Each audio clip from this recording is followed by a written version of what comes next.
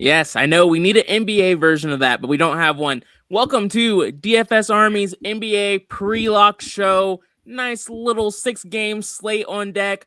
Last night was a negative one for me, and it was really for two reasons: Grimes and Klingon. Klingon got hurt, and Grimes just sucked. Like we kind of knew he would. He did enough. Like he was in some top 10 lineups, so really shouldn't completely blame him. Could probably just put a lot of the heavy lifting on Klingon. But outside of that, a lot of things went the way we kind of saw it going. But how are you feeling, man? Post last night, new slate. How are you looking at things? I'm feeling fired up. I'm ready for tonight. Awesome. All right. Thomas, good to see you, man. Let's get into this slate. We start off this slate with probably my favorite game on the slate, highest game total, close spread. You can't ask for much more, especially on this slate. You can't. Great matchup for both sides. These two teams are just terrible. Absolutely both of them. Utah Jazz going up against the Wizards. For the Jazz tonight, they are going to be without Keontae George. That's the one that matters the most to me. When Keontae George is out, Isaiah Collier becomes a much more viable play because that's when he sees more minutes. And he's someone who needs those minutes. And in a soft matchup, he becomes instantly more viable for me. And really for this entire team, they see a great matchup against the Wizards. The thing I don't love about the Jazz is that they are a team that has a very wide rotation. You can look at these minute projections, multiple guys seeing 20 plus minutes. So it does make things tougher. How are you looking at this Utah team tonight? Yeah, this Utah team is very, very complex just from the standpoint, it's just the minutes. Like Collier, we've seen Collier play over 40 minutes a couple of times this season, and then he drops to like early 20s. So I really don't know what to do about him, but I am getting Bryce Sensabaugh. He's somebody who plays well off the bench. Hopefully, he sees more than 22 minutes. If he only sees around 22 minutes, I would not want to roster him. But it's just this team is just hard to figure out. But I think Kyle Filipowski, I think he's probably the most I would say the most trusted guy on this team to get solid minutes. Yeah. This is a team I'm just forcing exposure to. So I mentioned Collier. He's someone that will be a leverage play for me tonight. I have a 20% min on him. I just want to make sure I'm over the field. He's priced appropriately, so we're not getting an extreme discount or anything like that. I just like this spot for him. I have a 20% min on Bryce Sensabaugh. I kind of like what you mentioned. I'm not feeling overly confident because the minute consistency isn't there, but the matchup is soft enough and his upside, because he does a lot when he's on the court, there's enough upside here where I'm willing to force exposure. But you can see this 20% min. I'm not really matching field weight or anything like that. I just want to make sure he's showing up in lineups. So when we look at actual exposure, he is right there in that 23% range. So we're slightly under the field somewhat, but at least he's present. He's someone I want to see show up in lineups, but I'm completely aware he is not a safe play. Same story with EJ Harkless. He's just a value option here at 4,400. He's someone I like having some exposure to on this slate, especially in a soft matchup. Can you trust him? No. But does he help make lineups work? Yes. And then Cody Williams isn't a bad lineup filler either. He's a $4,100 player. He'll see 30 plus minutes. He's just a very low usage rate guy. So he's not the type of player I'm going to force exposure to, but he's one I can understand if you're in that 4K range and you're looking for a relatively low floor play or high floor play for the price tag. All right, next up, when we look at actual exposures, everything's pretty much the same here. The Jazz aren't showing up as one of my top 10 most owned guys, but I'm getting exposure to the guys I mentioned. The only other pieces here is I do have a 5% min on Kyle Filipowski. I forgot to mention him. It's just a soft matchup. His minutes haven't been consistent either, but I like the upside there in this matchup. And then I know Mo Bamba's on this team now. Looks like we don't really have him projected for very many minutes. He is a 3K play. With Kevin Love and Oscar, don't love the Mo Bamba play, but I have seen some people try to get some exposure to it, but I will not tonight. Anything else you want to add on the Jazz, man? I feel like it's an important team to talk about. Um, I would say, well, this may be a deep MME, but I was thinking SV Malakalak. Yeah. Like he didn't play last game, but with Keontae George out, like, can he see 20 minutes? Yeah. Spy, we've seen some ceiling performances from him before. It is very hit or miss. And kind of like what we said with a lot of these guys, the biggest concern is minutes.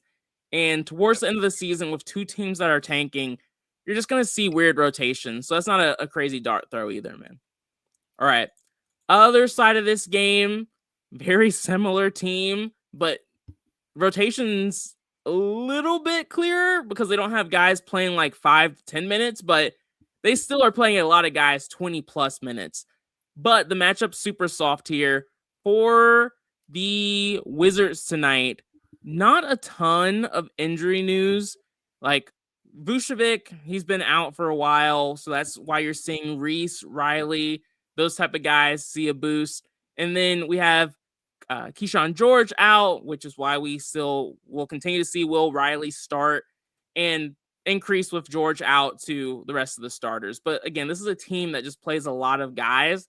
So it's hard for me to get overly excited about anyone in particular. But do you feel a bit better about this team? Like, do you have anyone that's really standing out for you?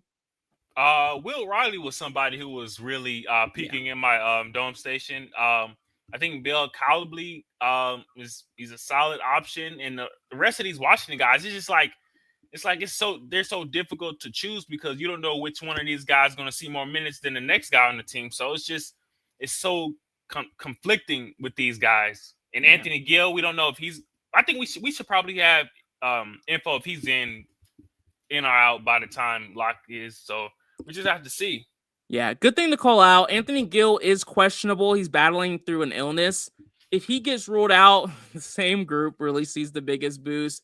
But guys like Julian Reese would become much more viable on this slate if Anthony Gill gets ruled out. But again, we'll have that news by lock. As of right now, we have him in. And the way I'm kind of looking at this is with Trae Young playing tonight, first game back, he'll be limited because he's been out for so freaking long. He's priced up. We don't have to think about that at all.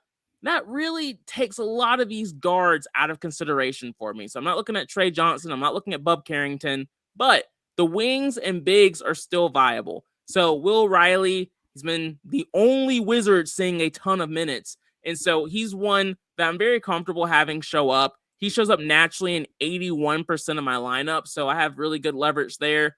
Hopefully he comes through for us. He's been a little volatile, but in a soft matchup, I feel pretty safe about it with his minutes floor.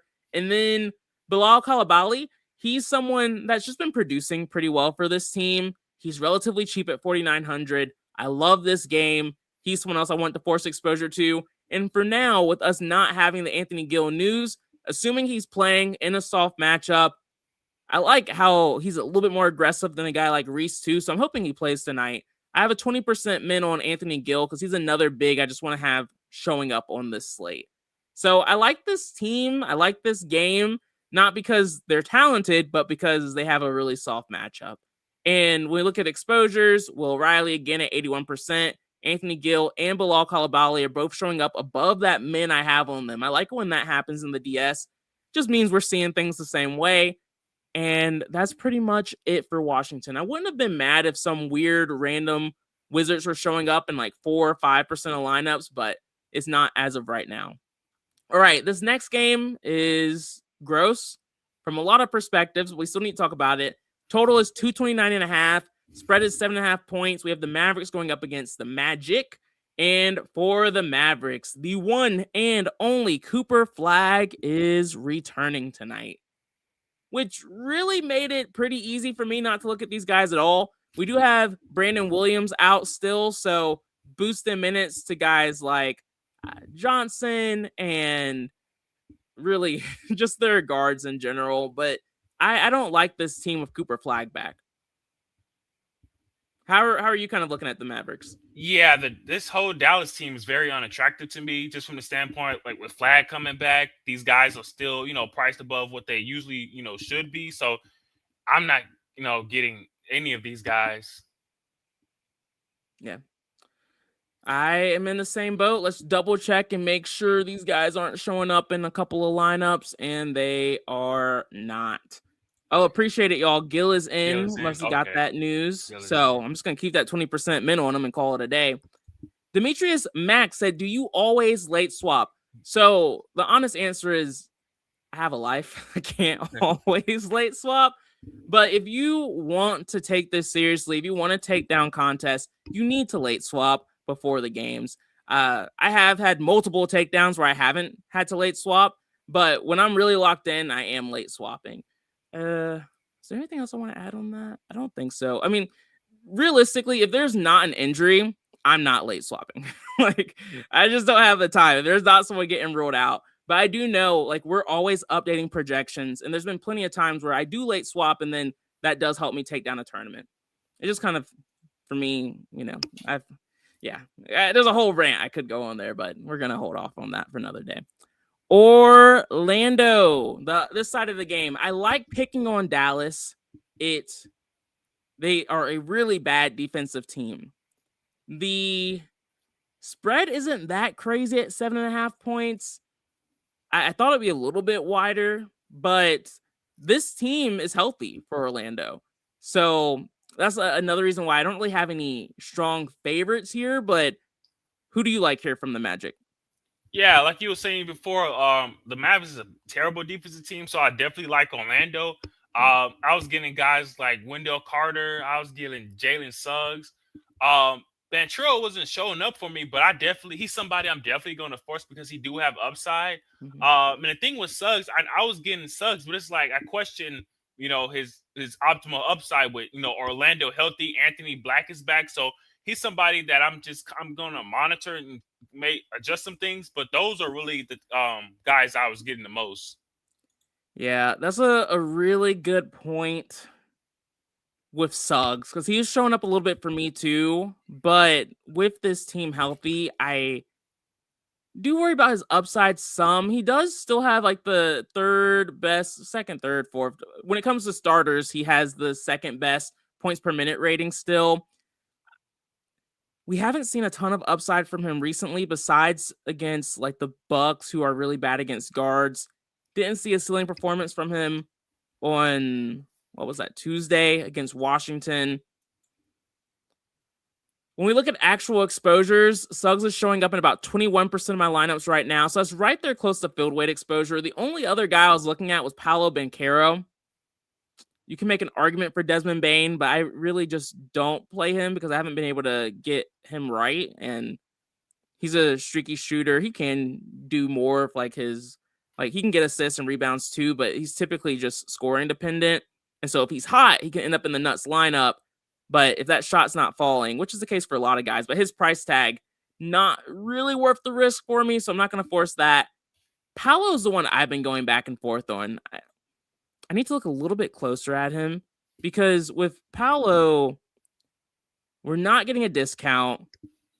He's just so, with his price tag, I usually like guys who have 60, 70, 80 point upside. And he does have like high 60 point upside, but we don't see that 70, 80 range very often. And so, I don't know. The DS is not giving me really any Paolo, only 3%. And I'm just going back and forth on, do I want to fade the stud on the slate who's the only one who's actually in a soft matchup? The rest of these studs, like you look at Cade, Victor, Ant, Şengün, they're all in very difficult matchups. So yeah, I will force the exposure on Paolo and just do like a 20% min, because he's the only other stud I feel like at least isn't in a spot where we'll have to be overly efficient. Exactly, Darius. And yeah, bigs against Dallas, Brandon, man. We've been doing that all year. We just need to keep it up. All right, so we'll do that 20% min on Paolo and call it a day. Wendell Carter Jr., I understand, but I do think there are better center options on the slate. And so we move on. So I do like that Wendell Carter's showing up in about 9% of lineups, because we do like playing bigs against this Dallas team. He's just not someone I'm trying to prioritize a ton. All right, next up, we have a long stretch of some really gross games. We have the Warriors going up against the Rockets, 9.5 point spread, second highest spread on the slate, 214.5 total, the lowest total on the slate. Not a mixture for DFS greatness, that's for sure, but it doesn't mean that there can't be one or two guys who do come out of this game who end up in the nuts. For the Warriors, Moses Moody is out. Kristaps Porzingis isn't playing still. And then Will Richards and Gary Payton are out as well. Basically, what those injuries mean is that it just stabilizes some of the minutes for these guards. Think like Pat Spencer, Melton, and Podziemski. But against the Rockets, I really don't care. They're such a good defense. I'm not looking at any of these guys. Are you? Yeah, Golden State is definitely unappealing to me. Like you were saying, this is a good Houston defensive team. But I mean, I guess if I were to get some Brandon Podziemski, I wouldn't mind him just because I know he has the highest upside on his team. So like I wouldn't mind matching the field on that. But other than him, that's about it. Yeah. Podziemski is solid at 7,200. I hear you on that. That could make sense. He can definitely exceed expectations here in a tough matchup, especially if it stays close. That's kind of what you need there for him to really pay off. And then the other there's probably two more viable plays. One being the Anthony Melton. Just with some of the guards they have out, he has more stable minutes. He's a decent points per minute guy. Should be counted on to score some. And then the other option here is Al Horford or maybe even a Draymond Green. But again, I think the center position is strong enough where we don't have to go there. All right, next up, we have the Rockets side of this game. And again, the Warriors, they're not the most elite defense by any means. They can be soft on some nights. But in general, they play at such a slow pace that it's rarely a matchup I'm trying to target. For Houston tonight, Jabari Smith is questionable. If Smith gets ruled out, that's a boost to guys like Reed Shepherd. And I'm in a similar spot. Like, I think you can make a case for guys like Şengün or Durant, but I didn't land there. Did you? Yeah, I wasn't getting these guys, but as I kept on researching this game, I was like, I wouldn't mind, some Durant just from the standpoint of I'm not really a guy into revenge narrative, but I can see Durant, being a guy to want to, have more usage rate in this game. So he was somebody that I would definitely try to get. Yeah, that's a good point.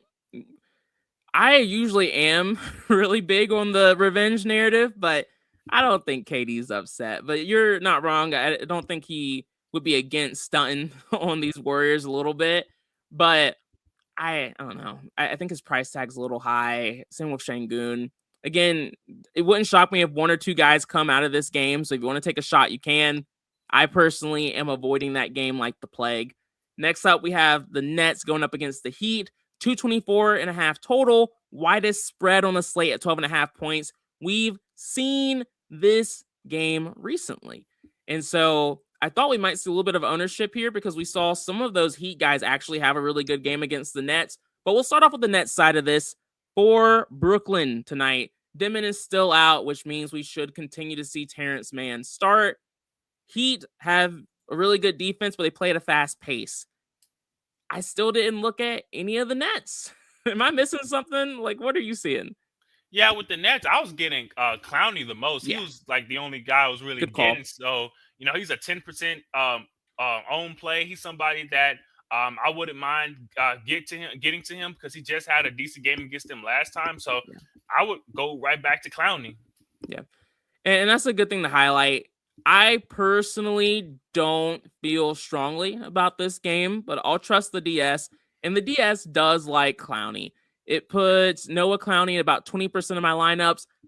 If he crushes tonight, I'll be in a good spot. But if he fails, which I think is a little bit more likely here, he won't ruin my night. So for me, with guys that we know have upside, and we've seen that upside in this specific matchup, I'm a bit more open to it.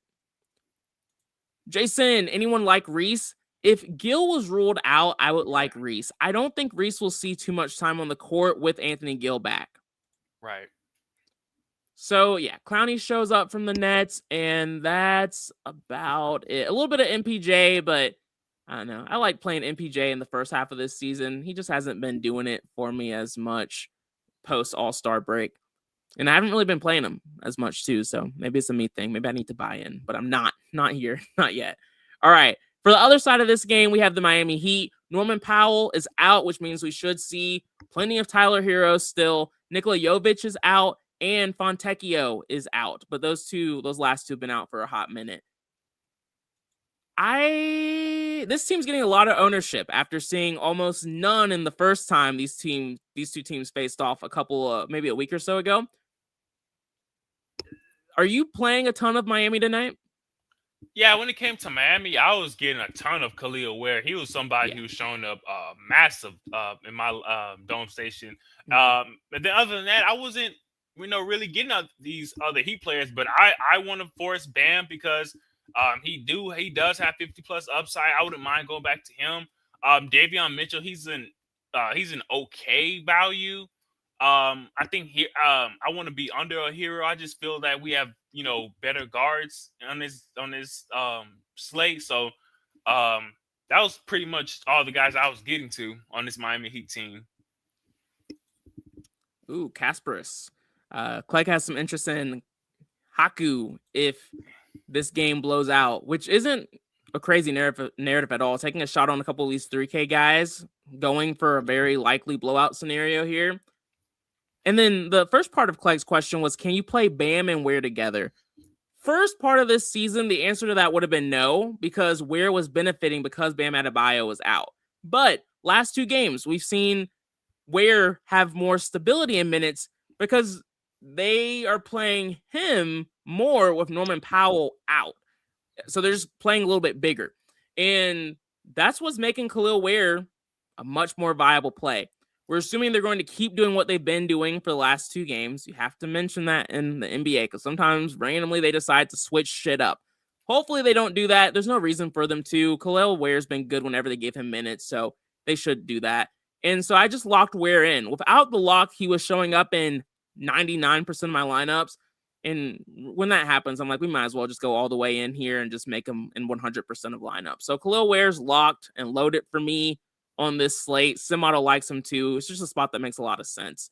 But outside of that, outside of the value play from Khalil Ware, I don't like Miami when they're chalky. Just a rule of thumb. When they're chalky, I don't like them. Can they do well? Yes. If the DS like them naturally, would I do anything to cap them? No. But they are not showing up for me naturally, which means I'm not going to force these chalky ass guys who have disappointed people in these spots multiple times. They do show up a little bit though. So Davion Mitchell shows up in about 11% of lineups. Bam Adebayo shows up in 9% of lineups. Andrew Wiggins shows up in 8% of lineups. Very under the field here. If they go off, it would just be lucky if I take down a contest or maybe some of my low-owned guys pop off. But I'm going to be under the field on pretty much all of the Lakers not called Khalil Ware. And does it make me nervous? Yes, I do. And I mentioned this last time the Heat played the Nets. Nets are one of the worst rebounding teams in the league. And so it didn't shock me that Bam went off in that matchup. And then it's a good spot for Ware too, because those rebound opportunities will be there for both of them. The only thing we need is for them to be aggressive enough. So it's an interesting spot, interesting game, but I think I like it a little bit less than some other guys do. Anything else you want to kind of touch on here? Yeah, I would just say, a lot of the field's going to box score, and that makes Miami ultra chalky. So if you want to be different, you could like you're doing, get under on them, or if you're playing single entry, maybe you just play Ware and that's it. So I definitely understand your strategy in that aspect. Yeah, I mean, I don't feel great about it, but it's what I'm doing. All right, next up, we have a 228.5 total. Pistons going up against the Spurs. Another game and matchup we've seen recently. And it's kind of the opposite of this Miami Nets game, because in the Miami Nets game, they popped off and we're now seeing all of the ownership. In this Pistons Spurs game last time out, there were some decent performances, but we're not seeing really any ownership here besides Decade. For Detroit, though, from an injury news perspective, they are basically healthy. Nothing really changed too much here. Matchup against the Spurs is tough. Not a team I like to pick on too much, but we did see Duran pop off last time against this team. Are you looking at him? Are you looking at these Pistons, or are they a team that you're not prioritizing? Yeah, when it came to the Pistons, I was getting some Cade, and I wasn't getting any Durant at all. So I would like to get over the field on Duran and get under the field of Cade Cunningham. That would be my strategy playing this. I think Cade being 11-2, he is so pricey. Like he's gonna need like maybe 60, 65 plus fantasy points here if we're talking, winning lineup. So to get different, I will be under on him and over the field on Duran. Yeah. What's crazy is I don't hate Cade. I've actually been kind of going back and forth between on if I want to put him in on him, but I didn't because he showed up a little bit naturally. He shows up in about 32% of lineups, which means I'm going to be over the field, close to really basically double the field on Cade Cunningham. And again, we can kind of look at the context of the slate. We look at the pay up options here. A lot of these guys are relatively low owned. There's not really a pay up option that's taking all of the ownership. And so I'm okay with mixing and matching here when we have value, when we have a decent amount of value. So I didn't do anything to Cade, but, in a tough matchup, fading him is not crazy by any means. Duran's the one that's weird. Last time out, and this is a tough matchup, going up against Victor Wembanyama is not easy. We saw him put up 48 fantasy points, which is good, which is a pretty strong performance here for him. And he did it through scoring, rebounding, and he had some assists as well, right? Let me double check. Actually, he didn't really have too many assists, so he needs to up that a little bit. But that's not really his game. Rebounding and scoring. And so the fact that he was able to score against this Spurs team makes me less nervous. And the fact that his ownership is low makes me feel better about him. And that's what's making him a leverage play for me on this slate. I have a 20% min on Duran because he's done it before and no one else is trying to play him. You're right. Like, he did bully Wemby last time out. I do feel like Victor Wembanyama might take it personally and like really try to be tough tonight. That's the one thing I'm worried about. But again, ownership's not there, so I'm throwing that narrative out the window and I'm just gonna play him. Clegg, you like a Sar, Endurin, sweet. I'm on the same page there. We'll get to the Spurs soon. I have a 10% min on Asar Thompson. It was more of a sim model play, I believe, is where I got him from. He sucked last time out in this matchup. He was not good. But he's cheap and he's relatively low owned, and it's just a way of getting different. And so I have a 10% min on Asar Thompson as well.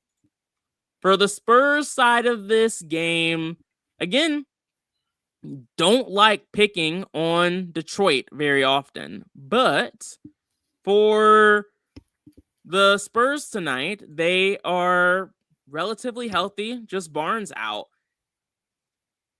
Again, I'm taking some shots here. This team is seeing a lot more ownership. So how are you seeing the Spurs?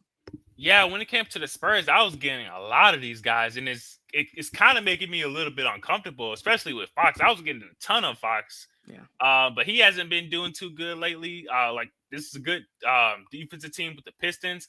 Wemby, I always want, at least, the field on him just because of his upside. So I do like Keldon Johnson as a solid value.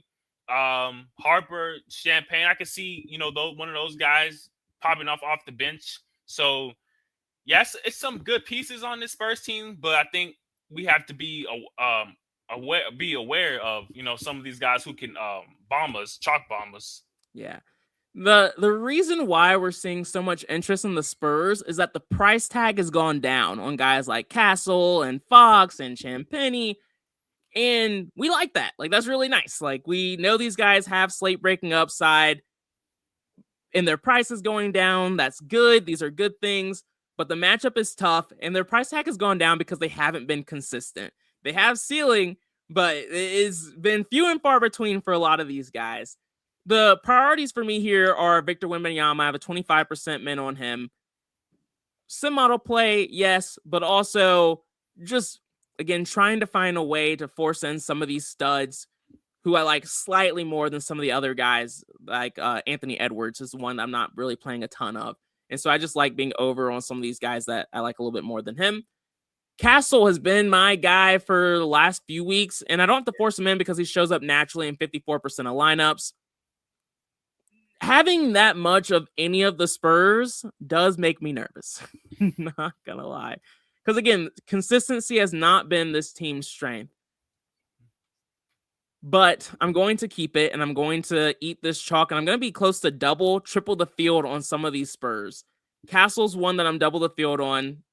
I'm going to eat into the price tag. I know it's a tough matchup. I'm just going to trust the DS on that one.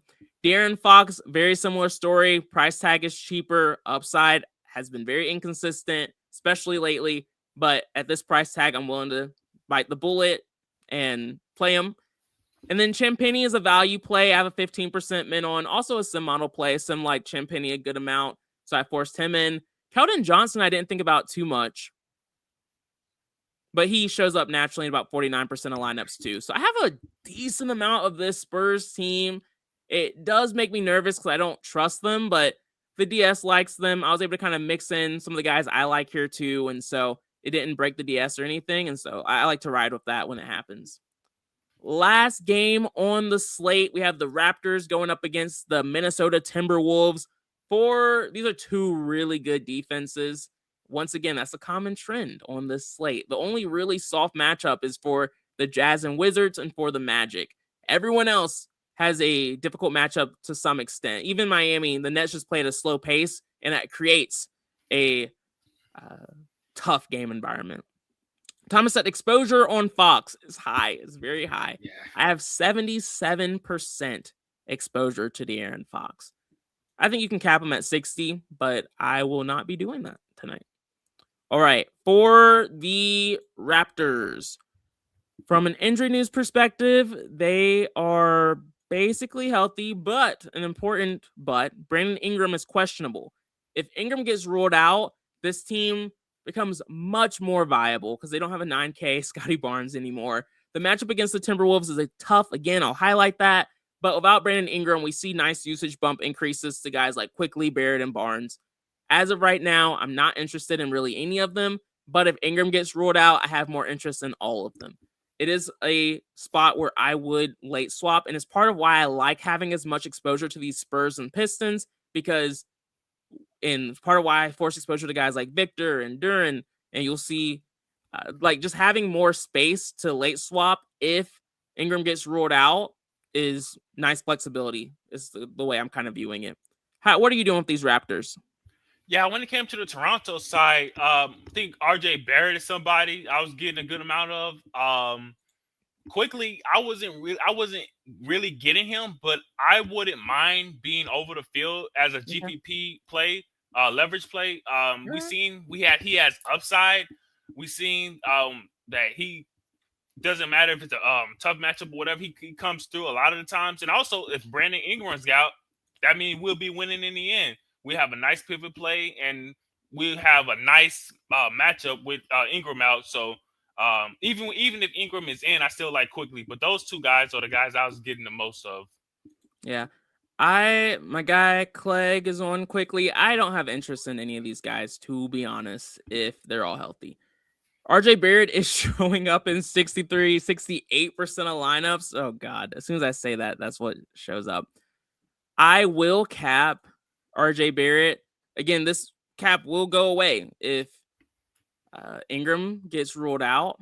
But for now, I will cap RJ Barrett at 30%. No, I don't really like him. So I'll cap him at 20. Allow myself to be a little bit under the field there. And then last but not least, we have the Minnesota Timberwolves, once again in a tough matchup against the Raptors. For Minnesota tonight, we have Anthony Edwards listed as questionable. I think we know how big a deal Anthony Edwards is.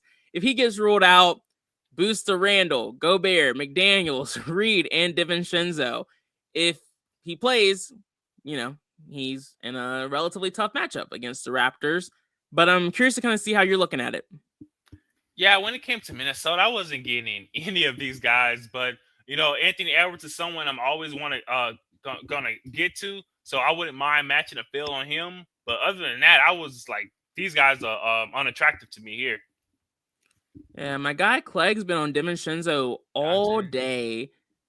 What were your thoughts on Dante? I think Dante's a solid GPP play. He's been consistent lately. He's somebody who it's been games when these guys are healthy and he put up a 40-point game. So it's possible, but you got to also look at the matchup being Toronto. This is a good defensive team, and I wouldn't go crazy on Dante. But if you want to, if you're playing 150s and you want to match the field or get 10%, I wouldn't mind that. Yeah. I talked to a lot of guys in this space. And Clegg and quite a few other guys have mentioned DiVincenzo as a pretty sharp play. I personally don't see it unless Ant gets ruled out. Then I really like it, but I can understand he's not pricey or anything. We just haven't seen like consistent upside or very much upside from him, but it doesn't mean it's impossible. And then that's pretty much it for this slate. It's, whenever we see multiple good defensive teams on a slate, and then especially when the Warriors are on a slate, you're never really going to see me get overly excited about a spot, but it's still an interesting one with like guys like Duran and guys we can still get some leverage on. There's not really a super chalky stud, so not really any leverage plays I feel super great about, but I still feel like we have a pretty good game plan for it. How are you feeling about things? Yeah, I think this slate is solid. I think it's a lot of pivots. I think it's certain games like the Spurs game. If you want to be chalky on those guys and go under, we got Orlando where you can take advantage of a Mavs team with a decent spread. So I think this is going to be a solid slate today. Yeah. Agreed. All right, guys, we will be back tomorrow. Appreciate the support. Don't forget to hit the like button. And all I can do is wish you all luck. Peace out, y'all.